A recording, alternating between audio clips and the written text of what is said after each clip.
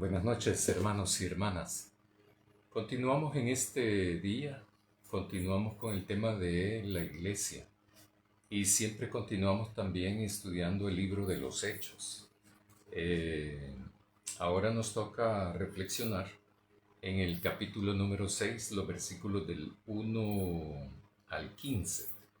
Es un texto que nos va a introducir también un cambio. Lucas, que es el escritor del libro, nos va, a partir de este capítulo, va introduciéndonos hacia la reflexión y nos está dando a conocer también un sector de lo que más adelante vamos a llamar iglesia. En este momento todavía no se llama iglesia, ¿verdad? Pero sí refleja ya los inicios de otra, de lo que se va a llamar iglesia. Y también, particularmente, es sobre la iglesia de Antioquía, que va a ser más adelante. Esto en los capítulos 12, 13, 14, que también se va a ver más significativamente. Aquí también hay una introducción así muy somera sobre Pablo y que es algo que más adelante vamos a reflexionar también. Aquí entonces vamos a ver dos sectores que uno se le llama los helenistas y los hebreos. Capítulo 6, versículo del 1 al 7 al principio y luego lo demás, del 8 al 15. En aquellos días, como crecía el número de los discípulos, se suscitó una murmuración de parte de los helenistas contra los hebreos, de que sus viudas eran desatendidas en la distribución diaria. Así que los 12 convocaron a la multitud de los discípulos y dijeron: no conviene que nosotros descuidemos la palabra de Dios para servir a las mesas. Escojan pues, hermanos, de entre ustedes a 7 hombres que sean de buen testimonio, llenos del Espíritu y de sabiduría, a quienes pondremos sobre esta tarea, y nosotros continuaremos en la oración y en el ministerio de la palabra.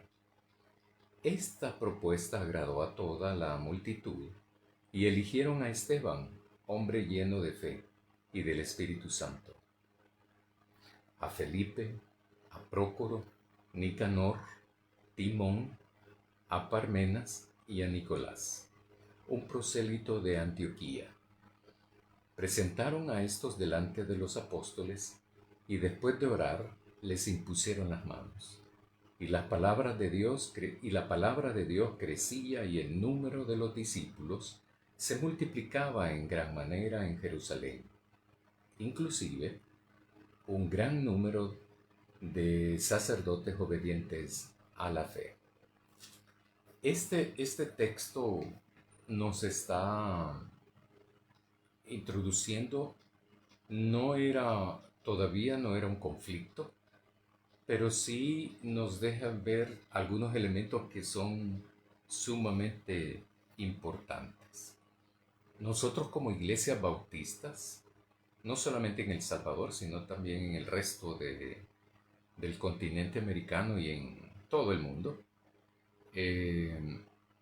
las iglesias nos caracterizamos por nuestra forma de gobierno o de gestionar la administración de la iglesia, o lo que se conoce como el gobierno. Tenemos un gobierno o un estilo de gobernanza congregacional. ¿Qué quiere decir eso? Quiere decir que orgánicamente hablando de un organigrama, la asamblea está compuesta por todos los miembros plenos de la iglesia. Esto se constituiría en la máxima autoridad. Los pastores no tenemos la máxima autoridad dentro de las iglesias bautistas. porque precisamente tenemos esa forma de gobernanza que es congregacional, eh, en donde ahí la congregación en asamblea toma decisiones sobre cualquier cosa, sobre cualquier rubro, sobre cualquier tema, sobre cualquier cosa. Entonces, sin embargo,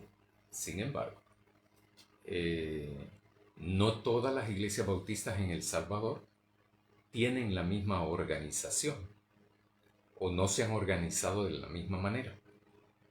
Ni en El Salvador, ni en Centroamérica, ni en el continente americano, ni en el mundo tampoco.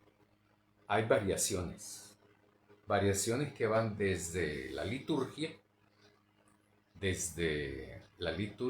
hasta la manera de cómo organizarse. Por ejemplo, aquí en El Salvador hay iglesias bautistas que no tienen diaconado. No todas las iglesias bautistas tienen diaconado en El Salvador, ni en Centroamérica, ni en América Latina, etcétera, etcétera. Sin embargo, la inmensa mayoría de las iglesias bautistas en el país sí tienen diaconado. Tienen un diaconado que le llaman comisión de diaconado, unas iglesias, otras iglesias le llaman cuerpo de diáconos. Y en algunas iglesias, por ejemplo, que tienen diaconado, tienen una comisión de diaconado que solo son hombres y una comisión de diaconisas que solo son mujeres. Pero también hay otras iglesias que tienen su comisión o cuerpo de diaconado o comisión de diaconado está conformado por hombres y mujeres por igual. En otras iglesias bautistas aquí en el país hay comisión de diaconado por hombres y mujeres, pero todos tienen que ser mayores de 30 años, por ejemplo. Y en otras iglesias bautistas que tienen diaconado, que está conformado por hombres y mujeres, no. Hay jóvenes de 25 años de edad como miembros de esa comisión del diaconado. Hay una serie de variantes, como también no todas las iglesias bautistas tienen una junta directiva. La manera como se organiza internamente una iglesia bautista va a depender de las decisiones que tome su congregación. La congregación está conformada por los miembros plenos. La congregación asiste miembros que están bautizados y miembros que no están bautizados. Pero la conformación ya de ser iglesia, estatutariamente hablando, legalmente hablando, entonces solamente está conformada por los miembros plenos, ¿verdad? En donde han hecho su compromiso de fe, han hecho su solicitud de ser bautizados, se bautizan y son entonces aceptados como miembros plenos a la congregación. Estas personas son las que, según los estatutos de cada iglesia, tienen derecho a formar parte de cualquier comisión, pero también de emitir un voto favorable, de abstenerse o de votar en contra, según sea su criterio y su conciencia. Esta asamblea de miembros de la iglesia son las que toman las decisiones sobre todo, absolutamente todo, sean cuestiones pastorales, litúrgicas, administrativas, de todo, de todo, de todo, de todo.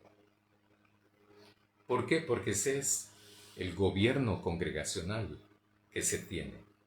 El gobierno congregacional o gobernanza congregacional que tenemos las iglesias bautistas. Pero hay una característica, que no todas las iglesias bautistas, el 100% se parecen, ¿verdad? Nosotros como iglesia aquí bautistas en El Salvador, hay creo, aproximadamente seis, siete diferentes grupos eh, de iglesias o líneas bautistas. Que eso tiene que ver también con la historia de la iglesia en El Salvador. Ahora bien, el diaconado entonces tiene, cada iglesia en sus estatutos, tiene cuáles son las funciones de el diaconado de una iglesia en particular, de una iglesia local. Es así que en algunas iglesias tienen más funciones y en otras iglesias pueden tener menos funciones. Pero lo que sí hay en comunidad, en común con la mayoría de las iglesias bautistas en El Salvador, es que el diaconado desempeña funciones pastorales espirituales, no administrativas. Para eso está la junta directiva. Entonces, el diaconado en sus funciones aparece ahí, en sus estatutos aparecen sus funciones a realizar. Lo que, lo que nos dice en Lucas en este capítulo 6 es que lo que estaba ocurriendo en la congregación, en la comunidad de fe, en la comunidad de discípulos que aparece en el libro de los Hechos, que Lucas nos está contando el testimonio, eh, lo que está pasando es que está creciendo el número y se están incorporando cada vez más y más personas. Entonces, esto ha llegado a un punto tal de que va a requerir un cambio de organización. Un cambio de organización con el propósito de responder a las necesidades de la congregación. Y entonces es por eso que dice Lucas, en aquellos días, como crecía el número de los discípulos. Porque eso no hay que perderlo, ¿verdad? Aunque sí se perdió en la historia, nosotros sí no debiésemos de perder eso de que todo comienza con eso, con ser discípulo, que es algo que Jesús dejó. Y como todos seguimos a Jesús, ¿verdad? Obedecemos a Jesús. Entonces no hay donde extrañarse por eso. El número de los discípulos crecía. Ya hemos visto en los capítulos 5 anteriores cómo es que crecían. ¿A través de qué? La gente, el pueblo en Jerusalén, pero también en los pueblitos alrededor, en los municipios, en las poblaciones alrededor, iban conociendo de este Jesús de Nazaret. Entonces, porque es a él el que predican los apóstoles. Entonces, estos iban comprometiéndose, iban conociendo, identificando a este Jesús, conociendo a este Jesús, y se iban entonces comprometiendo con Jesús. Y entonces los números de los discípulos, de la comunidad de discípulos, crecían. Se suscitó una murmuración de parte de los helenistas contra los hebreos. Yo estaba buscando la palabra en griego y efectivamente esa es la traducción, murmurar. Y eso es producto de una situación determinada en la que no se está conforme. Pero no se está a gusto, no se está conforme. Hay discrepancias en cuanto a eso. ¿Quiénes son los que aparecen ahí? Los helenistas en contra de los hebreos. Los helenistas son judíos cristianos, de idioma, pero también de cultura griega. Aunque residen en Jerusalén, lo más probable es que estos eran pertenecientes a la diáspora de ese entonces. ¿Se acuerdan que hablamos de eso cuando uno de los discípulos pone a disposición su terreno y dice que pone a disposición de los apóstoles el dinero recabado con la venta de ese terreno? Él, ahorita no recuerdo el nombre de él, pero este discípulo era de la diáspora, ¿verdad? Eh, entonces estos helenistas son, aunque eso ya lo mencioné, ¿verdad? Anteriormente, en 2 jueves anteriores, que de acuerdo a las fiestas, la gente de la diáspora, o sea, la gente dispersa por todo el mundo conocido en aquella época, llegaba a Jerusalén para celebrar una o diferentes fiestas que, según la situación económica de cada quien, les podía permitir llegar. Entonces llegaban a Jerusalén para conmemorar las fiestas. Y luego también esta gente era la que, dije yo en ese momento determinado, era la que vendía sus propiedades, compraba sus propiedades en Jerusalén con la idea de que tener una tierra que Dios me dio en la creencia de ellos, ¿verdad? De los judíos, era como estar en la presencia de Dios. Si yo estoy en la tierra que Dios me dio, estoy en la presencia de Dios. Que era toda una creencia, una creencia muy, muy instalada en el pensamiento de la religión judía.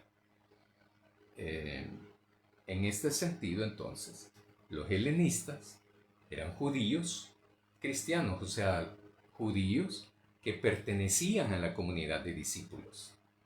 O sea, eran estos que se habían convertido, eran estos que habían escuchado los mensajes de los apóstoles y se iban adhiriendo, sumando a la comunidad de fe.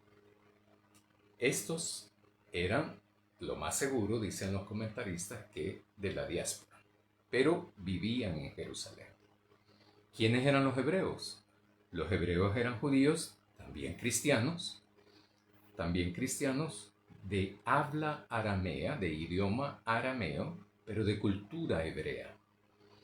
Eran fieles, obedientes a la ley todavía, y también centrados en la vida cúltica del templo. Eran estos los que iban a las oraciones en el templo, y ahí iban también los apóstoles. Eso no hay que perderlo de vista. Este detalle va a ser importante tenerlo para los subsiguientes capítulos, porque después aquí es la primera vez que Lucas nos introduce a los helenistas, introduce en el original significado de la palabra, ¿verdad? Porque va apareciendo aquí ya la figura de los helenistas. Ambos eran judíos, ambos habían entonces conocido a Jesús a través del mensaje de los apóstoles y se habían comprometido con él y eran miembros, conformaban la comunidad de discípulos de Jesús en Jerusalén. Ahora, lo que pasa es que tenían, si ustedes recuerdan lo que yo acabo de mencionar, unos tenían idioma y cultura distinta, los helenistas a los hebreos. Entonces, los helenistas venían del mundo conocido, dije yo hace un momento, del mundo conocido de los romanos, pues, de esa época.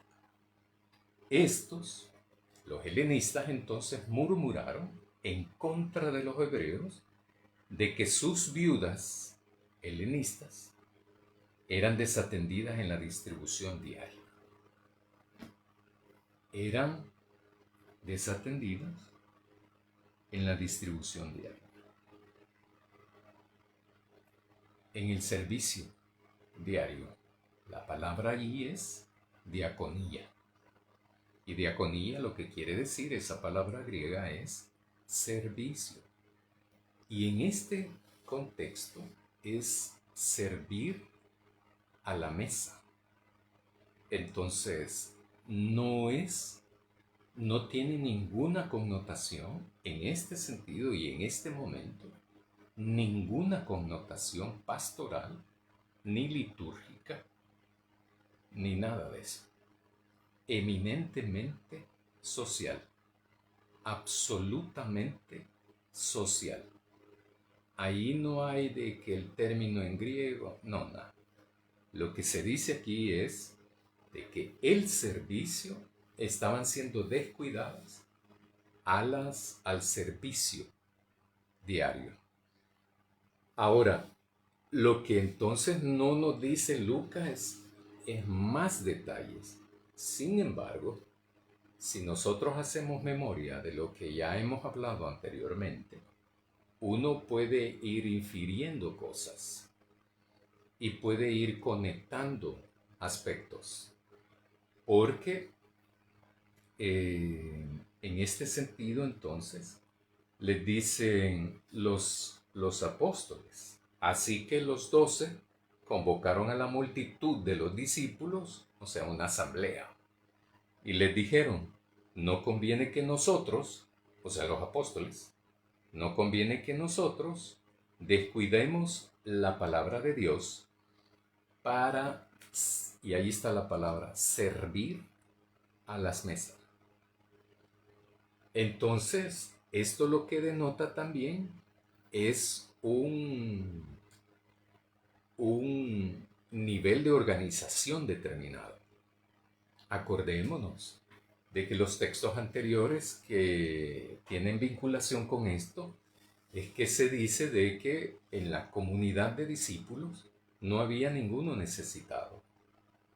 De que en otra parte se dice de que habían personas que tenían sus propiedades o sus bienes y entonces los vendían y ponían el dinero a disposición de los apóstoles. ¿Qué quiere decir eso? A los pies, ¿verdad? No es que literalmente ponían a los pies, sino que lo ponían a disposición. Era para que se satisfacieran las necesidades que iban teniendo los miembros de la comunidad de discípulos. Y por lo tanto, no había ningún necesitado. Pero el número ha crecido de cientos, y en algunos casos dice ahí texto, miles, ha crecido.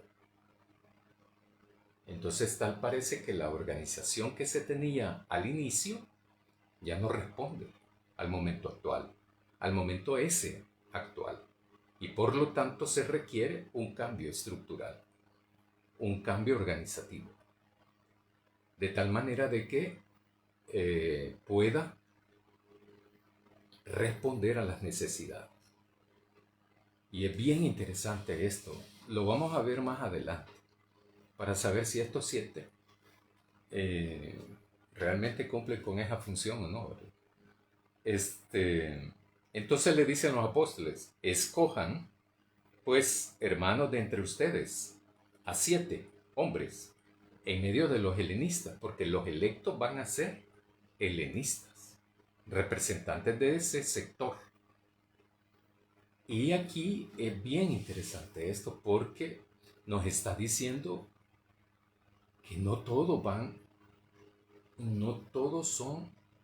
provienen, tienen la misma forma de pensar, la misma experiencia, el mismo conocimiento, ni la misma cultura. Entonces es bien interesante esta cuestión, ¿verdad? Porque en medio de esas diferencias, lo que se trata es de cohesionar, gestionar o administrar adecuadamente las diferencias para poder salir avante de esto. Es algo que como iglesia todos y todas debemos de aprender, ¿verdad? Entonces hay que escoger 7 hombres de en medio del sector helenista que sean de buen testimonio, llenos del Espíritu y de sabiduría, a quienes pondremos sobre esta tarea. o sea, de servir a las mesas de las viudas. Y nosotros continuaremos en la oración y en el ministerio de la palabra. Allí se vuelve a utilizar la palabra diaconía, servicio o ministerio de la palabra. Entonces, no hay una pugna, no hay una jerarquización ahí de que el ministerio a las mesas y el ministerio a la palabra o de la palabra, o sea, el servicio a las mesas y el servicio de la palabra es administrado igualmente, es gestionado adecuadamente. El punto es cómo hacerlo. Lo que está friccionando ahí es que también los apóstoles se han dado cuenta que no dan abasto. O sea, no están satisfaciendo la demanda. Entonces nadie dice, por ejemplo, pues no, de ahora en adelante entonces a nadie, ni a las viudas hebreas ni a las viudas helenistas. No, no dicen eso. Lo que se plantea es cambiemos la organización. O sea, el sistema organizativo, pues. Entonces es necesario crear un grupo de diáconos, 7 hombres de buen testimonio, que tengan el Espíritu Santo y que también estén llenos de sabiduría. ¿Para qué? Entonces uno puede decir, ¿verdad? ¿Y qué se necesita eso para servir a las mesas? Eso es lo interesante. Y por eso es mi punto, de que no hay una pugna en eso. Al contrario, lo que se ve es una cuestión íntegra, holística, dicen otros, con capacidades para poder hacer eso. Pero cuando decimos buen testimonio, lleno del Espíritu Santo y de sabiduría, alguien puede decir, pues que se dedique al ministerio de la palabra. No, es para las mesas. No es por el hecho que sea social, no significa que no va a tener esto. Y si alguien va a dedicarse solo a cuestiones del ministerio de la palabra, sí requiere estas características. No.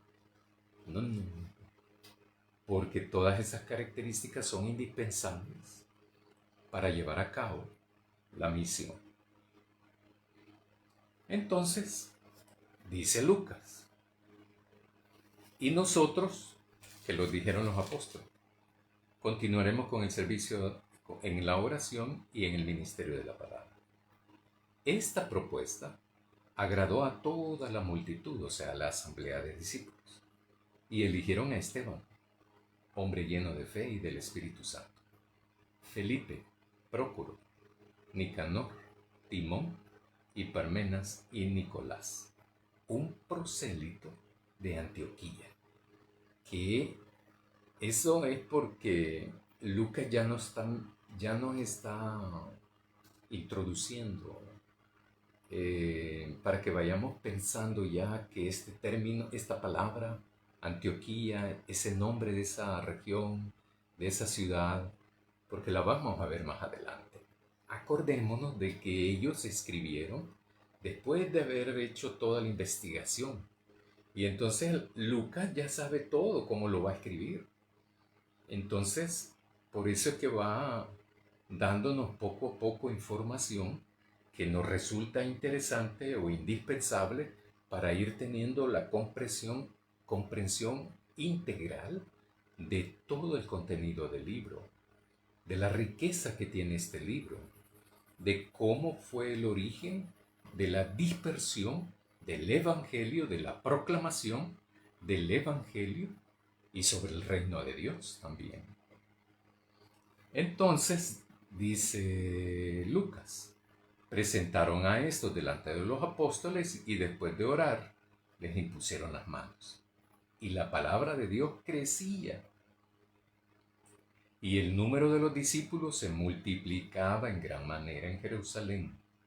Inclusive un gran número de sacerdotes, un gran número de sacerdotes de obedientes a la fe.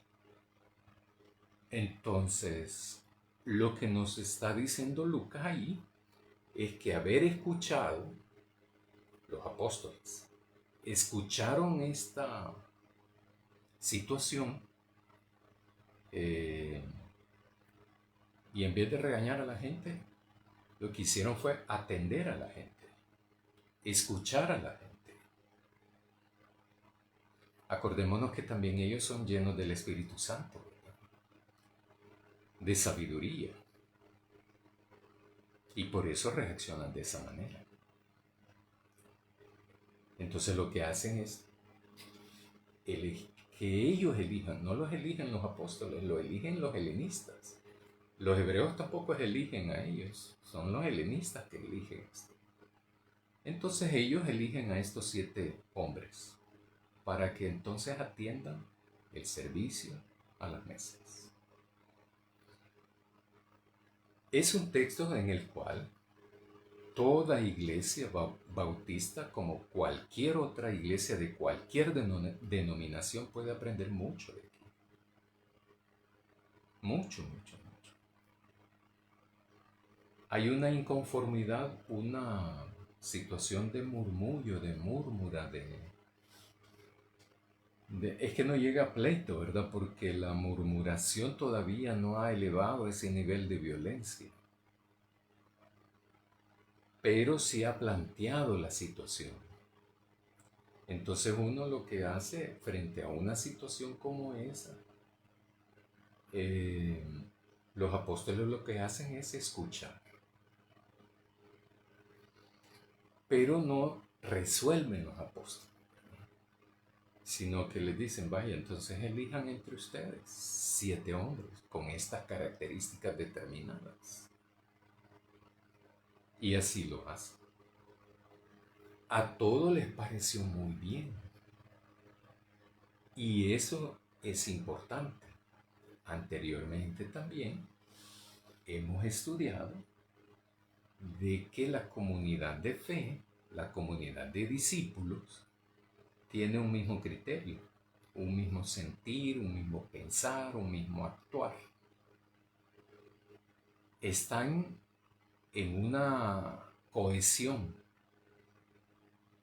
No es que estén uniformes, porque ya vemos que no hay uniformidad. Hay diferentes pensamientos, criterios, cultura. Sin embargo, si tienen un solo Señor, que es Jesús.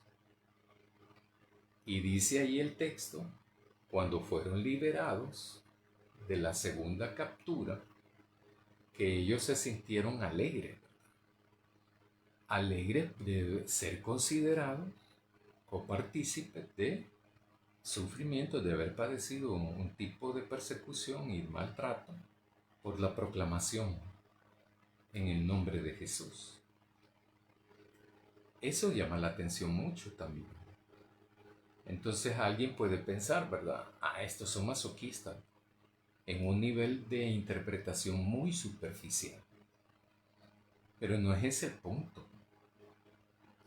Eso lo vimos en esa ocasión, ¿verdad? Ahora bien, hay varias cosas que podemos aprender de aquí. Los niveles de organización no son eternos tampoco. De acuerdo al momento histórico, de acuerdo a la necesidad congregacional, se pueden hacer ajustes. 2, escuchar también a la gente. 3, estar dispuesto a colaborar para poder entonces realizar el ministerio, o sea, el servicio. El servicio de estos es a Dios. El servicio que dice aquí el ministerio de la palabra es de Dios, la palabra. Todo integrante de una comisión de diaconado actualmente debe tener claridad en eso, ¿verdad? De que yo no le sirvo al fulano ni al sutano, sino que yo le sirvo a Dios. Todos los ministerios son así, todos los servicios, todas las comisiones. O sea, uno debe tener la claridad a quién sirve, pues. Uno sirve a Dios, uno sirve a Jesús. Entonces, entendiendo eso y teniendo esa claridad, es que para uno entonces significa un privilegio eso. Por eso es que hay algunas iglesias que dicen más eso. Los bautistas no mucho decimos eso, ¿verdad? No, es que hacer esto, este ministerio es un privilegio. Hay gente que dice, por ejemplo, en otras confesiones de fe, dicen, es que el próximo domingo voy a tener el privilegio de tal cosa, de servir en tal cosa. A mí me ha resultado muy interesante eso. Y yo les he preguntado, cuando he conocido personas así, miembros de otras iglesias, y me han confesado eso, que para ellos eso es. Entonces, y hay una diversidad de cosas, una diversidad de cosas. Versículo 8 del capítulo 6. Esteban, lleno de gracia y de poder, hacía grandes prodigios y milagros en el pueblo. Aquí, como repito, Lucas a partir de este capítulo nos está diciendo, nos está introduciendo ya a otra etapa del desarrollo de la proclamación del Evangelio. Ya estamos entrando en otra dinámica. Siempre se mantienen en Jerusalén, pero ya no tanto. Ya no tanto. Entonces, Lucas nos está diciendo elementos, nos está compartiendo elementos. Entonces, Esteban, si se fijan, de eso se dijo anteriormente en Lucas, en los capítulos anteriores, que ellos hacían eso. ¿Quiénes? Los apóstoles, ¿verdad? ¿Quiénes hacían eso? La comunidad de fe hacía eso. Prodigios y milagros con el pueblo. Y es eso lo que está haciendo entonces Esteban. Esteban lo que quiere decir es que Esteban es un discípulo de Jesús. El discípulo de Jesús hace eso. Entonces, prodigios y milagros en el pueblo. Y se levantaron algunos de la sinagoga llamada de los libertos, de los cireneos y los alejandrinos, y de los de Cilicia y de Asia, discutiendo con Esteban, y no podían resistir la sabiduría y el espíritu con que hablaba. Entonces, sobornaron a unos hombres para que dijeran, le hemos oído hablar palabras blasfemas contra Moisés y contra Dios. Esto es sumamente fuerte para mí, porque Lucas en el libro lo que está haciendo es una denuncia de estos de la sinagoga, de los integrantes de la sinagoga, que fueron capaces de sobornar con dinero, pues, se supone, para que otros hombres digan mentiras, mientan, den falso testimonio, engañen a las autoridades para acusar a Esteban de haber dicho algo que jamás dijo. Y a mí eso siempre, yo lo veo por ejemplo en el Evangelio según Juan, que estamos estudiando el domingo, ¿verdad? Eso se ve vez tras vez. ¿Cómo es posible? O sea, a mí eso sí me llama mucho la atención, me golpea a ratos, me llama la atención, me provoca mucha reflexión y hago también el análisis actual de eso. ¿Cuántos estamos, por ejemplo, ahí? ¿Estoy yo ahí en la actualidad? ¿Soy capaz de sobornar a alguien para que dé falso testimonio, engañe a otros, mienta a los demás? Y entonces nos colocamos, ¿verdad?, en una posición de religiosidad pura y santa, aunque hueca. O la iglesia actual es una iglesia conformada de hombres y mujeres de diferentes edades, íntegros, honestos, sinceros, justos, obedientes a Dios, seguidores de Jesús, que siempre hablamos la verdad. En ese escenario, por ejemplo, ¿a quién escogería Jesús? A un grupo de hombres y mujeres de diferentes edades que son capaces de mentir, engañar, embaucar, asesinar, sobornar. O otro grupo de hombres y mujeres de diferentes edades que siempre dicen la verdad, que son honestos, sinceros, íntegros, justos. Y ambos grupos dicen que son creyentes de Dios, son creyentes de Jesús, por ejemplo. ¿A quién escogería Jesús?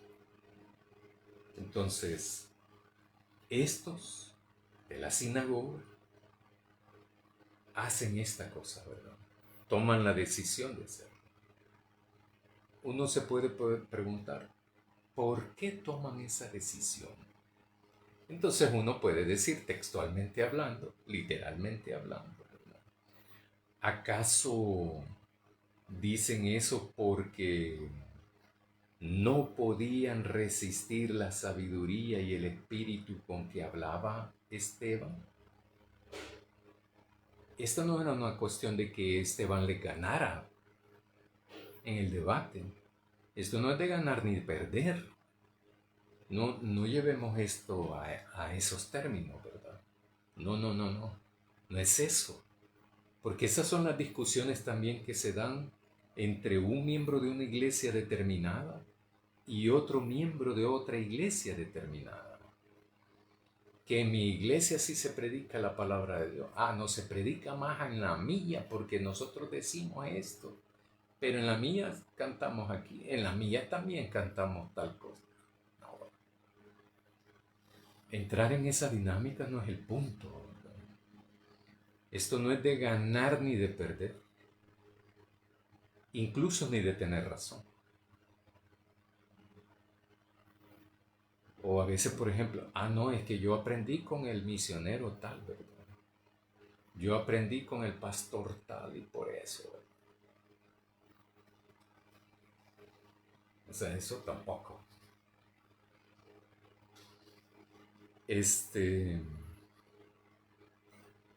Lo interesante de esto es que Lucas, en la medida que nos va presentando a Esteban, nos dice ciertas características de Esteban. Esteban, lleno de gracia y de poder. Entonces no hay que perderse ahí, ¿verdad? En la palabra poder, ya sabemos qué tipo de poder es. Eso lo dice en el capítulo 1, en el libro de los Hechos. Es que cuando es materia de evangelio, no podemos, no debemos utilizar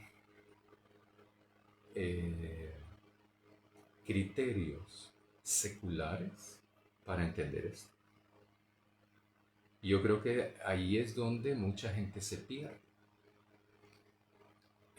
Por ejemplo, cuando leen poder, lo que quieren es tener la capacidad de subjuzgar a otro, de ganarle a otro. No. Por eso es que en algunos análisis también se cree de que Jesús yo he escuchado eso, hasta pastores he escuchado yo decir eso, que fracasó con los discípulos, ¿verdad? Fracasó en el criterio humano de la exitocracia, en el poder del éxito secular. Pero la secularidad no tiene nada que ver en la interpretación del Evangelio. Y es por eso, es que a veces, cuando hacemos eso, la gente lleva la secularidad al Evangelio, en lugar de llevar el Evangelio a lo secular. Entonces, y es allí donde nos perdemos, pues. Y por eso hay una serie de libros, ¿verdad? Tantos pasos, tantas leyes, tantas cosas para tener el éxito en la iglesia. Es cuando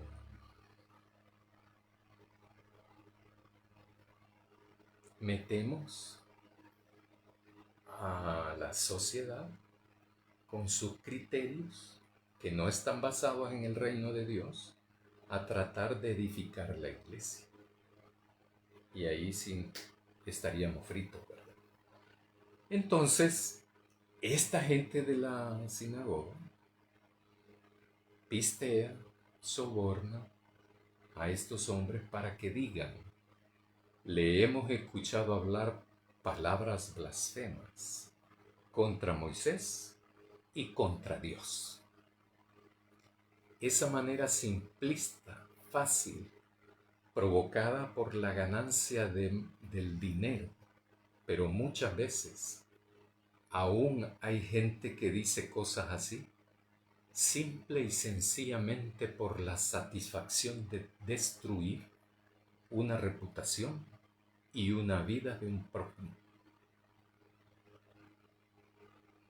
Ellos incitaron al pueblo, a los ancianos y a los escribas, y se levantaron contra él, le arrebataron y le llevaron al Sanedrín.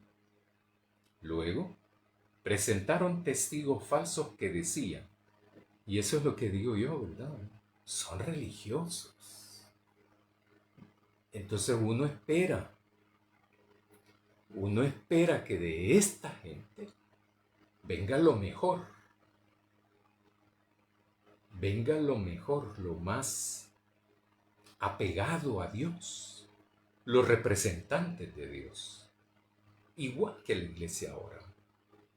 De la iglesia se espera lo mejor, nunca lo peor, lo mejor se espera. Incluso la gente que no está dentro de la iglesia sí espera lo mejor de las iglesias.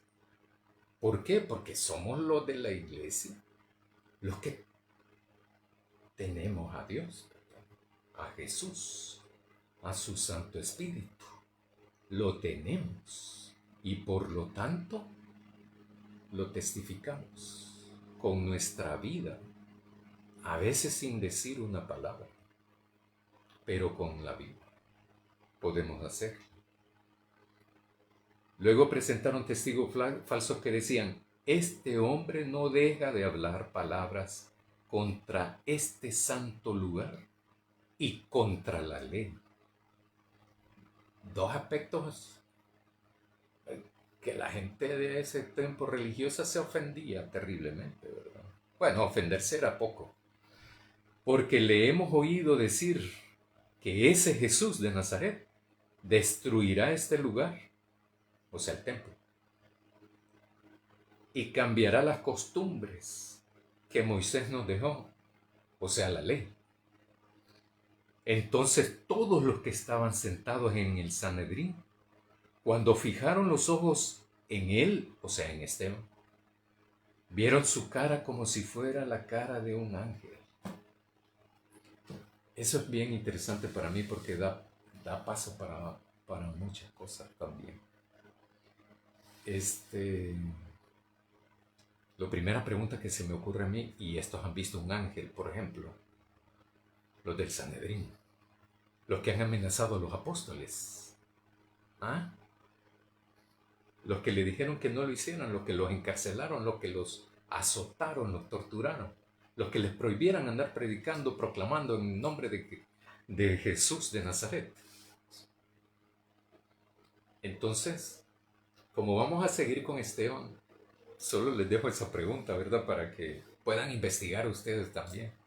Pero es bien interesante este capítulo. Este capítulo es sumamente interesante y es un capítulo introductorio. En el original no hay capítulo, ¿verdad? Pero en la Biblia que tenemos nosotros sí es capítulo 6.